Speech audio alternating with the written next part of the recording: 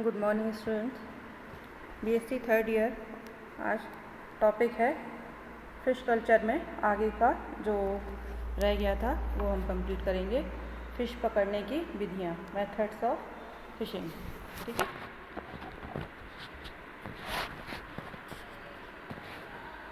Fishing methods. विभिन्न प्रकार के जल स्रोतों से मछली पकड़ने हेतु अलग अलग प्रकार के जाल, फंदों तथा लाइनों का प्रयोग किया जाता है। हमारे देश में भी विभिन्न भागों में मछली पकड़ने हेतु समान तरीके नहीं अपनाए जाते, मतलब अलग अलग तरीके जो है अलग अलग जगहों पर अपनाए जाते हैं। कंडीशन पर डिपेंड होकर उस तरह का जो तरीका है वो अपनाया जाता है। स्वच्छ जल में मछली पकड़ने की विधियाँ, fishing methods in fresh water, मतलब स्वच्छ जल में मछलियाँ पकड़ने का क्या मेथड है। नंबर 1, तले से मछली पकड़ना। तले से मतलब क्या हो गया, बॉटम से, है ना, जो नीचे तले में मछलियाँ रहती हैं उनको पकड़ना, उसकी मेथड। इस विधि में छिछले पानी में मछलियाँ पकड़ी जाती हैं।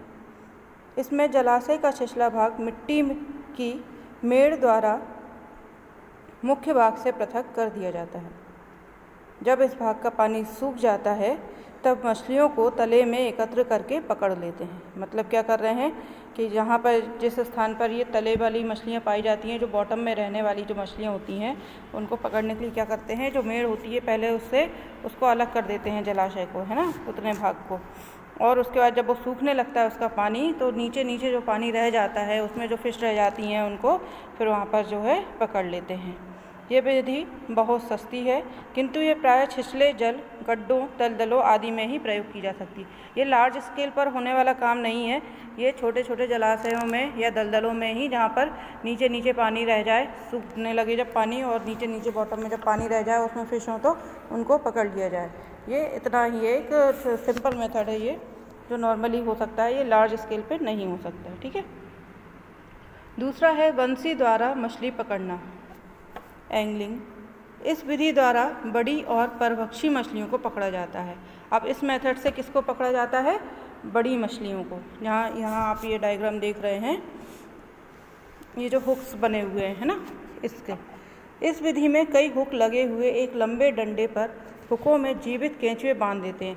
अब ये जो आप स्ट्रक्चर देख रहे हैं यहाँ पर, ये इनमें हुक बने हुए हैं, है ना, फिगर नंबर 3.1 में इसमें ये हुक बने हुए हैं ABCD, किसी में 1, किसी में 2, किसी में ज़्यादा ना 5 से 6 और किसी में बहुत सारे हुक। इसमें कुछ तो इतने होते हैं कि 100 से 200 300 तक हुक लगे होते हैं और एक साथ बहुत सारी मछलियों को जो है ये पकड़ सकते हैं।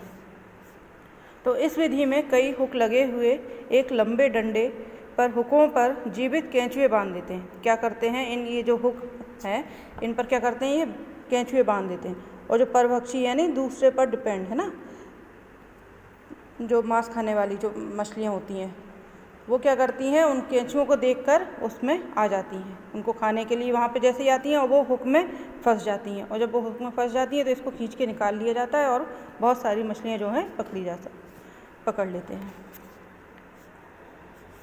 इस डंडे का एक सिरा मिट्टी में इस प्रकार गाड़ देते हैं जिससे कि डंडे पर लगे सभी हुक पानी में डूबे रहें।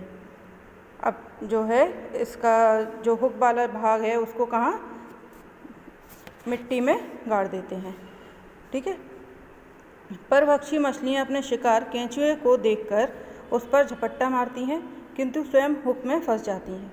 कुछ देर बाद मछली का भोजन यह केंचुआ या बंसी बदल दिया जाता है, मतलब निकाल लिया फिर उसके बाद दूसरे हुक लगा दिए, तथा फंसी हुई मछली पकड़ ली जाती है। कभी कभी एक ही डंडे में 100 से 250 तक हुक लगाकर मछलियाँ पकड़ी जाती हैं। ये विधि गहरे एवं उथले दोनों प्रकार के जल में मछली पकड़ने के लिए प्रयोग किया जाता है। ठीक है, यानी बॉटम में भी होता है और ये ऊपर जो बीच में जो जहाँ होती हैं मछलियाँ वहाँ से भी पकड़े जाते हैं इस मेथड के द्वारा। फिर नेक्स्ट है उलीचना, स्कूपिंग। बांस के बने 2 डंडों को एक सिरे पर बांध देते हैं। ये आप डायग्राम देख रहे हो, इसमें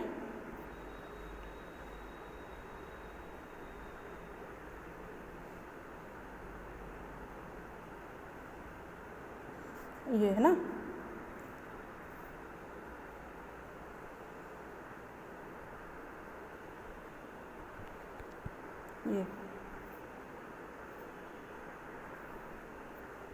इस तरह से बने दो डंडों को एक सिरे पर बांध देते हैं और दूसरा सिरा स्वतंत्र रहता है ना। ये वाला जो सिरा है ये स्वतंत्र है।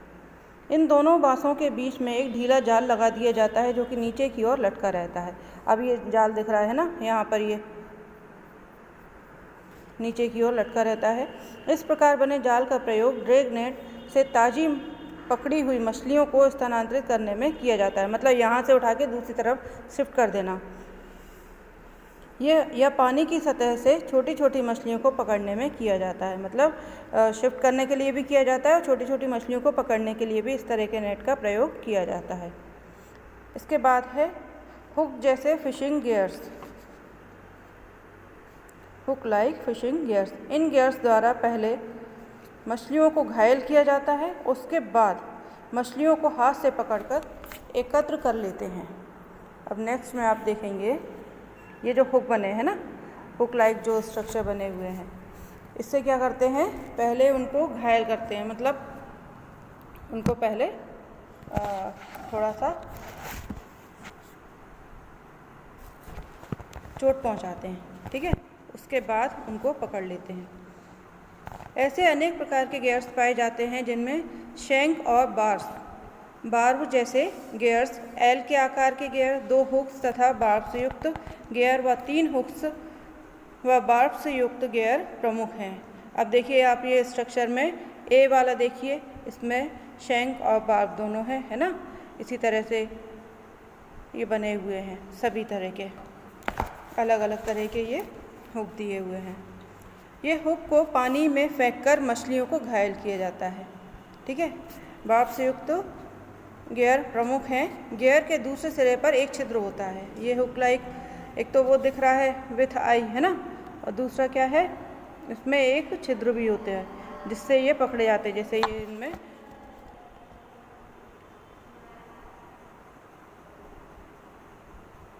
जिससे इनको बांधा जा सके, जिसमें डोरी बंधी रहती है। हुक को पानी में फेंककर मछलियों को घायल किया जाता है और फिर हाथ से उन्हें एकत्र कर लिया जाता है।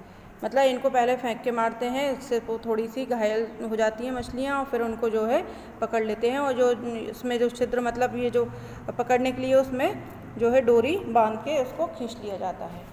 इसके बाद है फिश ट्रैप। ये मछली फंसाने का सबसे सामान्य तरीका है। निम्न प्रकार के फंदे काम में लाए जाते हैं इसमें, फिश ट्रैप में। ये क्या है, पहला है बास्केट ट्रैप। अब ये जो आपको दिख रहा है 3.4 वाले में फिगर में बास्केट ट्रैप, ये कैसा है, ढोलक जैसे आकार का है ना, इस तरह का बना होता है ये। इसकी संरचना अर्धगोलीय होती है जो बांस की डंडियों की बनी हुई टोकरी होती है जिसके दोनों पार्श्वों में सकरे मुंह होते हैं। इनका मुंह मुड़ी हुई छड़ों से ढका रहता है। कोई भोज्य पदार्थ या गोली टोकरी में रख दी जाती है तथा संपूर्ण टोकरी पानी में लटका दी जाती है। जो मछलियाँ टोकरी में प्रवेश कर जाती हैं उन सहित टोकरी को पानी से बाहर निकालकर उसमें मछलियाँ एकत्र कर ली जाती हैं। मतलब पूरा ये जो इस तरह की डलिया जैसा बना हुआ है, इसको लेके पूरा पानी में डाल देते हैं और जब मछलियाँ इसके अंदर आ जाती हैं तो इसको खींच लिया जाता है और इसमें जितनी मछलियाँ होती हैं वो एक बार में ऊपर आ जाती हैं, उनको पकड़ लिया जाता है। दूसरा है कवर पॉट बास्केट। ये बांस के छोटे छोटे टुकड़ों की बनी होती है जो 1 मीटर ऊंची होती है, ठीक है। कितनी होती है, 1 मीटर ऊंची होती है। इसके एक सिरे पर वृत्तीय छोटा मुंह होता है। ये डायग्राम में दिख रहा है माउथ इसका कैसा है। इसको हम ऐसे भी कर सकते हैं कि मटके जैसे, है ना, मटके जैसे शेप की है। अब इसको क्या करते हैं, इसको उठा के पूरा एज इट इज़ रख देते हैं पानी में, और जितना भी ये नीचे वाला भाग है, ये इससे इतने भाग में जितनी भी मछली आ जाती हैं वो जो है इसमें नेट में बंद हो जाती हैं। और फिर क्या करते हैं, इसको हाथ से इसमें से, जैसे मटके में से हम पानी लेने के लिए हाथ डालते हैं, इवन हाथ तो नहीं डालते हम, जो भी बर्तन डालते हैं, डोबा डालते हैं, तो उसी तरह से क्या इसमें से डाला, हाथ को डाल के और उसमें से मछलियाँ जो है निकाल ली जाती हैं।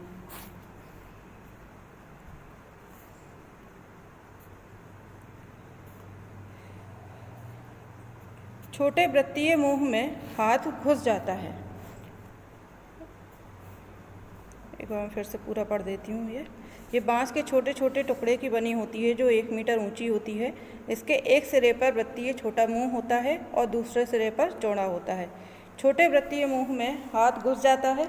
उस टोकरी का उपयोग उथले व मिट्टी युक्त जल में मछली पकड़ने हेतु किया जाता है।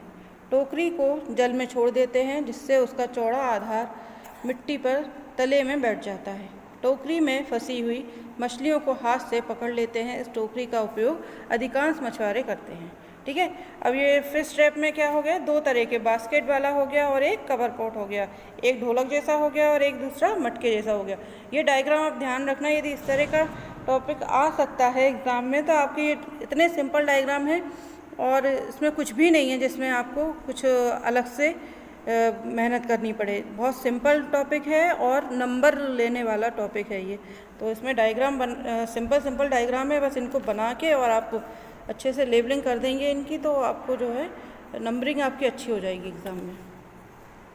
इसके बाद है ट्रायंगुलर नेट। इस जाल का एक सिरा बंद होता है तथा दूसरा सिरा खुला हुआ होता है। यहाँ पर ट्रायंगुलर नेट, ये जो दिख रहा है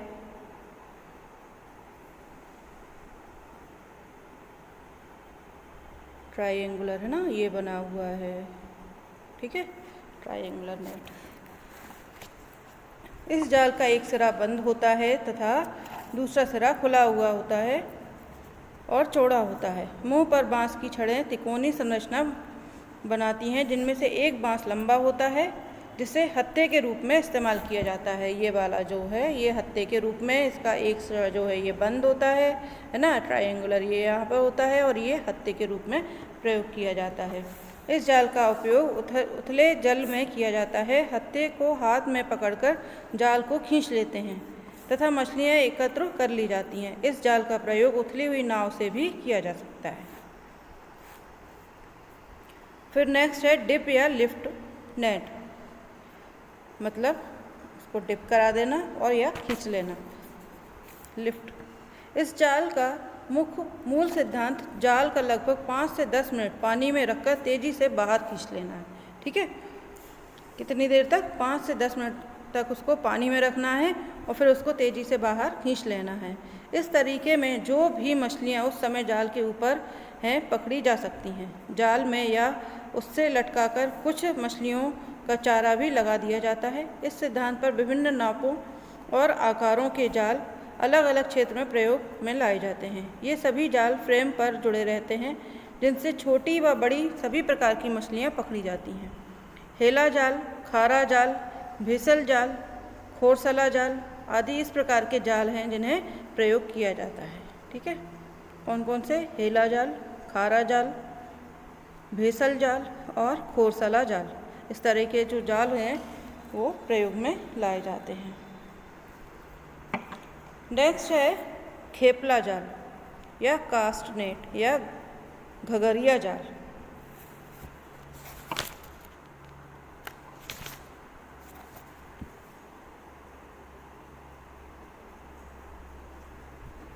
ये है कास्ट नेट, है ना, घगरिया जाल, घाघरे जैसा।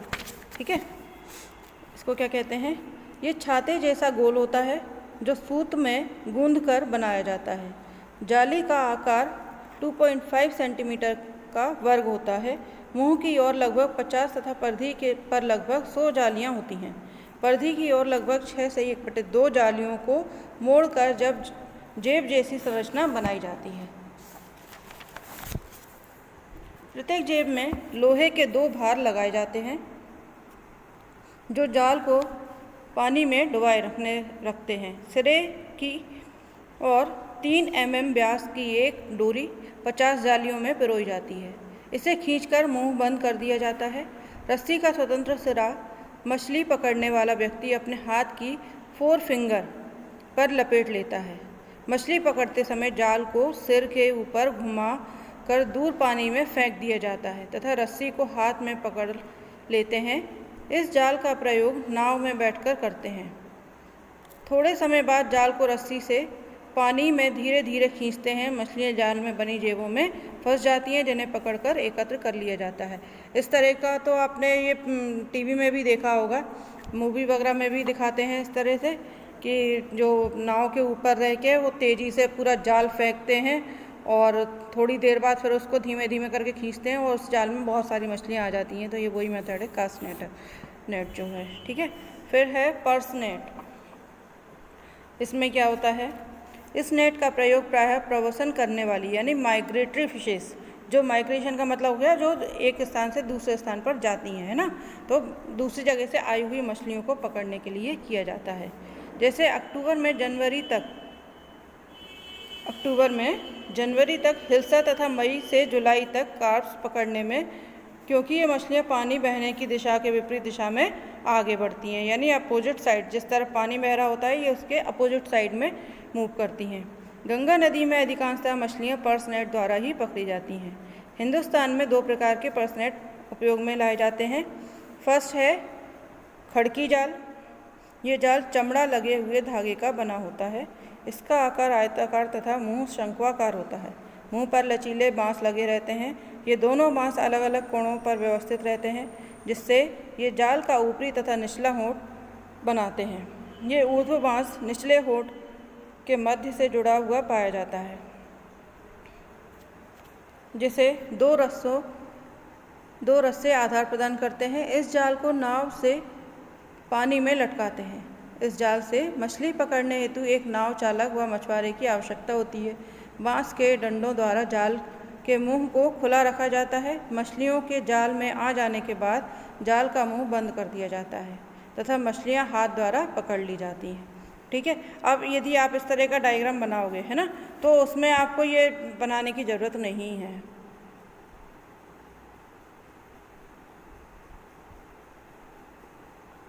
क्या चीज़, सिर्फ आप ये नेट बना दो और इसको डिस्क्राइब कर दो, ठीक है, और लिख देना कि इसके लिए किस किस की ज़रूरत पड़ती है, कैसे, जैसे आप बाकी में लिख रहे हो। बाकी ये पूरा ऊपर का सब बनाने की ज़रूरत नहीं पड़ेगी। आप सिर्फ ये नेट बना के और इसकी प्रोसेस बता सकते हो। इसके बाद है सांगला नेट। इसमें क्या होता है, ये जाल 3 मीटर लंबा थैले जैसी संरचना होती है, ठीक है। कैसा है ये, थैले जैसा, जिसका मुंह अर्धचंद्राकार होता है। इस जाल को किसी भी गहराई तक मछली पकड़ने हेतु उपयोग कर सकते हैं। इसके बाद है गिल नेट। इसमें क्या है, ये जाल दीवार जैसा होता है, जिसके छेद पकड़ी जाने वाली मछली के अनुसार बने होते हैं। मछली के चलने की दिशा की अनुप्रस्थ अवस्था में इस जाल को नदी में लगाया जाता है। ये जाल पटुआ नामक तंतुओं का बना होता है, किंतु आजकल ये जाल कृत्रिम अदृश्य जंतुओं का बनाया जाता है, जिससे जाल मछलियों को दिखाई नहीं देता। अतः जब मछली जाल में से होकर तैरने की कोशिश करती है तो जाल सिर के चारों ओर फंदा बना लेता है, जिससे वह पकड़ ली जाती है। 3 प्रकार के गिल नेट्स प्रायः इस्तेमाल किए जाते हैं। फर्स्ट है सेट नेट्स या स्टेशनरी नेट्स, सेकंड है फ्लोटिंग गिल नेट और थर्ड है ड्रिफ्ट नेट, ठीक है। यह जाल प्रातःकाल नदी में लगा दिया जाता है और शाम के समय जाल में फंसी हुई मछलियां एकत्र कर ली जाती हैं। इस जाल द्वारा मेजर कार्प्स, सिंघाला, पंगेसियस, सिलोनिया आदि मछलियां पकड़ने में की जाती है। ये जाल तेज जलधारा में मछलियां पकड़ने के लिए उपयोग किया जाता है। इसके बाद है ड्रैग नेट। इस जाल का प्रयोग प्रायः झीलों तथा नदियों में किया जाता है। इसमें ऊपर की ओर एक मुख्य रस्सा होता है जिस पर फ्लोट्स लगे रहते हैं और नीचे की ओर एक फुट रॉक होता है जिस पर सिंकर्स लगे रहते हैं। जल स्रोत तथा मछली पकड़ने के स्थान के अनुसार जाल का आकार एक नाप निर्धारित किया जाता है। कुछ ड्रैग नेट्स के किनारों पर जेब बनी होती है। मुख्यतः 2 प्रकार के ड्रैग नेट पाए जाते हैं।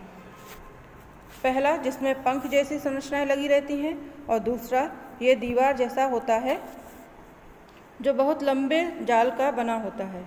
इसके ऊपरी किनारे पर बहुत लंबा रस्सा लगा रहता है जिस पर लकड़ी के अनेक फ्लोट्स लगे रहते हैं। यह एक किनारे से दूसरे किनारे तक फैला रहता है और इसे खींचने के लिए 25 से 30 मछुआरों की ज़रूरत होती है। इसके बाद नेक्स्ट है मछली पकड़ने के तरीके।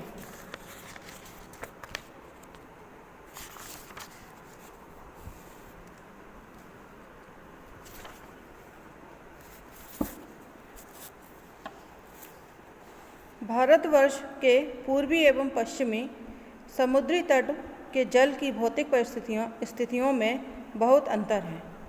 मतलब पूर्वी और पश्चिमी दोनों तट जो हैं उनकी जो भौतिक स्थितियां हैं उनमें अंतर है, मतलब डिफरेंट है दोनों। अतः इन दोनों तटों पर मछली पकड़ने हेतु प्रयुक्त क्राफ्ट्स, जलयान और नावों तथा टैकल्स जैसे जाल आदि में भी अंतर है। पूर्वी तट पर समुद्री लहरें वर्ष भर टकराती रहती हैं और उसे तोड़ती रहती हैं, जिससे ये तट खुरखुरा, अव्यवस्थित एवं कटाफटा हो जाता है। अतः इस तट पर नॉन रिजिड कैटामेरन्स और मसूला नावें उपयोग में लाई जाती हैं। पश्चिमी तट पर समुद्र शांत रहता है, अतः कैनोस, बड़ी बड़ी रिजिड नावें प्रयोग में लाई जाती हैं। अब वहाँ का एनवायरनमेंट कैसा है उसके हिसाब से जो है यहाँ पर मछलियों को पकड़ा जाता है और उसी हिसाब से जो है नेट की और नावों की व्यवस्था की जाती है। ठीक है। अब पूर्वी तट पे क्राफ्ट किस तरह से होता है? Crafts of eastern coast catamarans. पानी की जैव वैज्ञानिक आवश्यकता एवं स्थानीय वातावरणीय परिस्थितियों के अनुरूप विभिन्न प्रकार के कैटामेरन्स बनाए गए हैं। ये लकड़ी के लट्ठों को एक साथ कसकर बांधकर बनाए जाते हैं। इसके पैंदे पर लंबा क्षैतीर नहीं डाला जाता। 16 से 20 फुट लंबे लट्टे काटकर उनकी ऐसी वक्राकार संरचना बनाई जाती है जो पानी की सतह से ऊपर निकली रहती है। कुछ कैटामेरन्स निम्न हैं। नंबर 1 ऑरिसल गंजम प्रकार की, यानी ओरिजिनल गैंगम टाइप। ये मुख्यतः उड़ीसा के पुरी और गंजम जिलों के समुद्र तटीय पानी में प्रयोग की जाती है। जो ओरिजिनल गैंगम टाइप है, इस तरह का जो मेथड है, कहाँ पर? उड़ीसा के पुरी और गंजम, उसी पर इसका नाम रख दिया गया है ना। तब समुद्र तटीय पानी में प्रयोग की जाती है। लकड़ी के 5 से 6 लट्टों को लकड़ी के टुकड़ों के साथ लकड़ी की खूंटी की मदद से बांधकर बेड़ा बना लेते हैं। इन टुकड़ों को इस प्रकार व्यवस्थित करते हैं जिससे बेड़े के एक सिरे पर नुकीली चोंच जैसी संरचना बन जाती है। दूसरा है बेड़ा राफ्ट। 4 से 5 लट्ठों को आपस में बांधकर एक झुकी हुई संरचना बनाई जाती है। इस पर बैठकर मछलियाँ पकड़ी जाती हैं। नेक्स्ट है कोरोमंडल प्रकार की। यह लकड़ी के कई लट्ठों तथा कई अन्य टुकड़ों से जोड़कर बनाई जाती है। कभी कभी इस बेड़े पर पाल भी लगा देते हैं जिससे उसकी गति नियमित की जाती है। नेक्स्ट विशाखापट्टनम प्रकार की, टाइप ऑफ विशाखापट्टनम। ये लगभग नाव के आकार की किंतु नाव से कुछ बड़ी होती है। इस क्राफ्ट के 2 अर्धांश होते हैं जो दोनों सिरों पर एक दूसरे से बंधे रहते हैं। इसके किनारों पर तख्ते लगे रहते हैं जिससे इनका आकार नाव जैसा दिखाई देता है।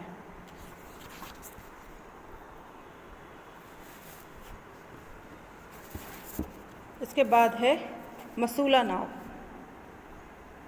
ये नाव अधिक सुदृढ़ नहीं होती। इसमें तख्तों को आधार प्रदान करने हेतु कोई फ्रेम भी नहीं होता। समुद्र की लहरों से उत्पन्न झटकों को रोकने हेतु सक्षम होती है। नेक्स्ट है विविध प्रकार की। उपयुक्त प्रकार के कैटामेरन्स के अतिरिक्त अन्य प्रकार के कैटामेरन्स भी पाए जाते हैं जो ऊपर दिए गए कैटामेरन्स में थोड़ा परिवर्तन करके बनाए जाते हैं। ये भी समुद्र की लहरों को रोकने में सक्षम होते हैं। इन कैटामेरन्स को डिंगिस प्रमुख हैं। इन कैटामेरन्स में डिंगिस प्रमुख हैं जो कि उत्तरी उड़ीसा तथा पश्चिम बंगाल में उपयोग में लाई जाती हैं।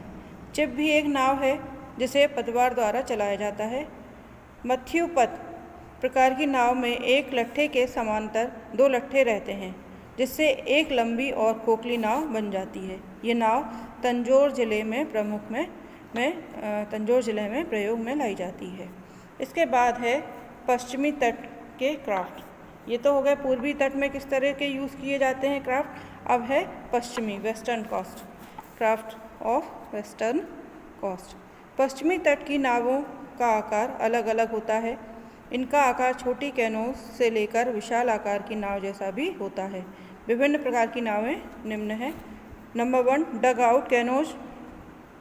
ये छोटे आकार की नावें हैं जिनका उपयोग पश्चिमी समुद्री तट पर काठियावाड़ तथा पूर्वी समुद्री तट पर तंजौर और रामनाथ जिलों में किया जाता है। इसे मुख्यतः मालाबार समुद्र तट पर उपयोग में लाया जाता है।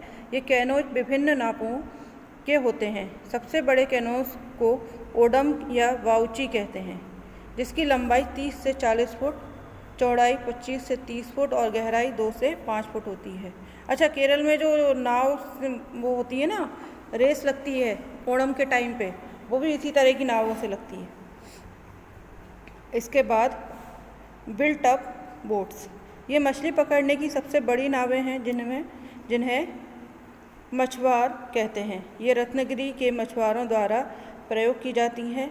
ये नाव तख्तों की बनी होती हैं तथा 2 तख्तों के बीच का स्थान सरेस द्वारा जुड़ा रहता है। इसके बाद है प्लांक बिल्ट कैनोज। ये डग आउट कैनोज हैं जिनके दोनों पार्श्वों में तख्ते लगे रहते हैं। तो ये हुआ हमारा जो है टॉपिक मेथड वाला कंप्लीट। फिशिंग मेथड्स का जो टॉपिक था ये कंप्लीट हो गया। मैं इसका PDF आपको सेंड कर दूंगी। इसके बाद में है नई हेडिंग है पिसीकल्चर यानी मत्स्य पालन।